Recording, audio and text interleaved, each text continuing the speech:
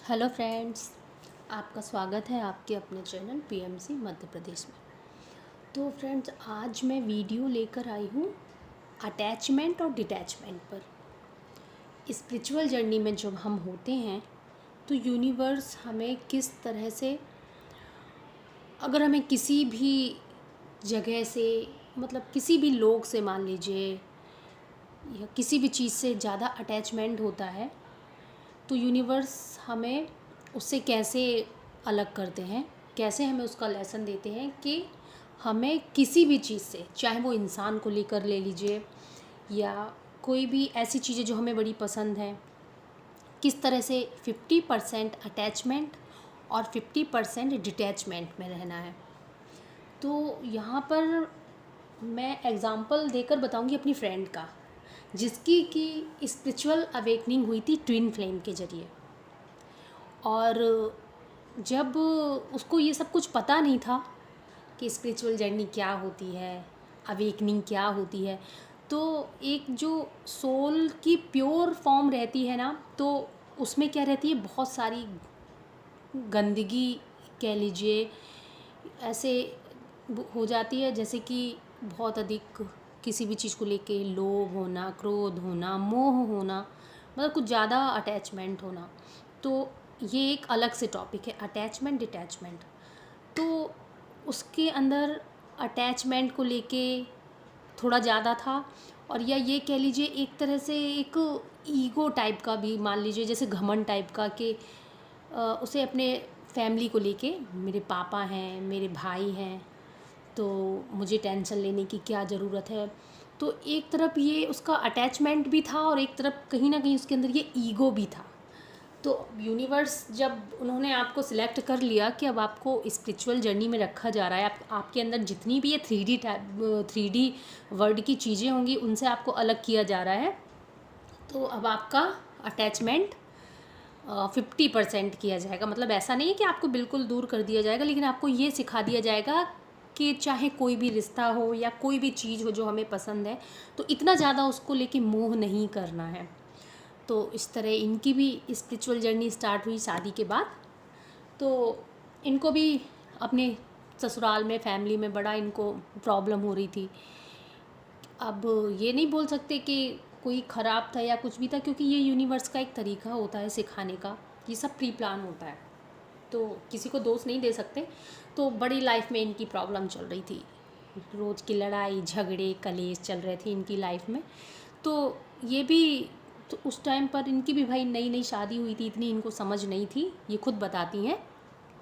तो इनको क्या लगता था कि ये लोग मुझे इतना परेशान कर रहे हैं, कोई मुझे नहीं समझ रहा है, हस्बैंड भी नहीं समझ रहे हैं, फिर सास और बाकी फैमिली है उनका तो फिर कहना ही क्या है। तो इनको लगता था कि मैं क्यों इन लोगों की इतनी प्रताड़ना झेलूं, मेरे पापा हैं, मेरे भैया हैं, मैं तो अपने घर चली जाऊंगी।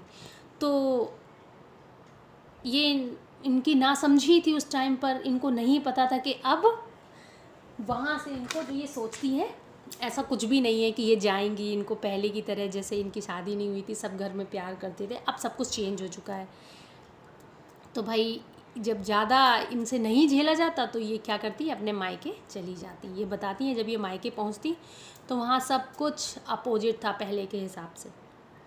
इनको लगता था कि इनके पापा इनकी बड़ी बात सुनेंगे, तो वहाँ पे क्या किया था यूनिवर्स ने, इनके पापा का दिमाग घुमा दिया था कि हाँ अब इनको यहाँ से कुछ भी सहानुभूति मिलने वाली नहीं है, इनको समझना पड़ेगा कि खुद में वो पावर लाओ कि अपने आप को संभाल सको, को डिपेंडेंसी से बाहर निकलो, चाहे वो आपके पापा हों, चाहे वो आपके भाई हों, कोई भी हो। तो जब ये अपने मायके पहुंची तो ये वैसे भी बड़ी बहुत ज़्यादा परेशान थी, हद से ज़्यादा। तो इनको लगा, एक दिन तो ये बड़ा रिलैक्स होके सोई फिर, कि हाँ चलो ठीक है, मैं वहाँ से निकल आई, अब मैं टेंशन फ्री हूँ, मस्त रहूँगी अपने घर में। लेकिन अगले ही दिन इन्होंने अपने घर वालों का बिहेवियर अपने लिए बिल्कुल टोटली चेंज देखा। मतलब एक तरह से जैसे नहीं, एक आत्मा का टूटना, बिल्कुल इस तरह से इन्होंने अपने पापा का बिहेवियर, अपने भाई का बिहेवियर, तो इनको मतलब ये इतना ज़्यादा दुखी हो गई देखकर कि अरे यही लोग मुझे अब नहीं समझ रहे हैं, मैं तो इन्हीं लोगों की मतलब बड़ा इन लोगों की वजह से फूल रही थी कि अरे मेरे पापा हैं, मेरे भाई हैं, मैं क्यों किसी की सहूँगी। तो यहाँ पर यूनिवर्स का क्या प्लान था कि यूनिवर्स ने इनकी फैमिली का माइंड इस तरह से चेंज कर दिया कि सब इनके वहाँ भी खिलाफ हो गए, सब इनमें कमियाँ निकालते।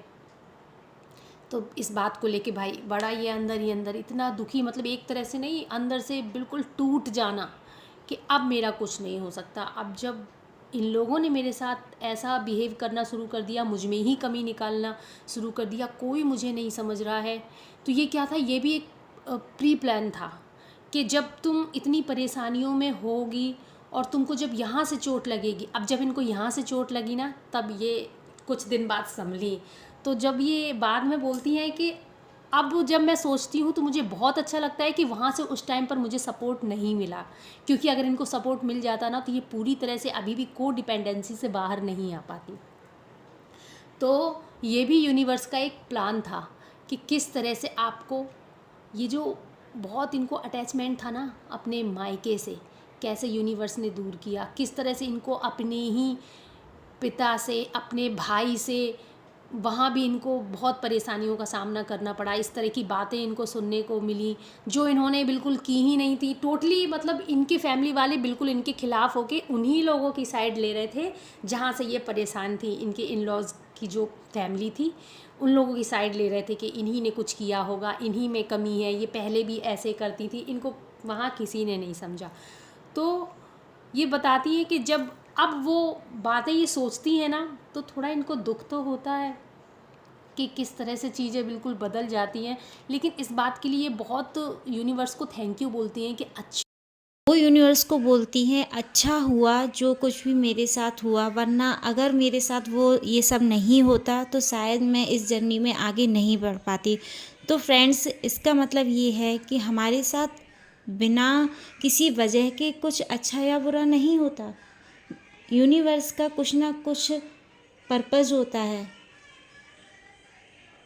उनके साथ में, उनके मायके में जो कुछ भी हुआ उसका यूनिवर्स का पर्पस था उनको इस जर्नी में आगे लेके आना। तो फ्रेंड्स, आप बहुत अच्छे से समझ गए होंगे अटैचमेंट एंड डी अटैचमेंट हमारी लाइफ में क्यों आती हैं ये चीज़ें। Thank you so much.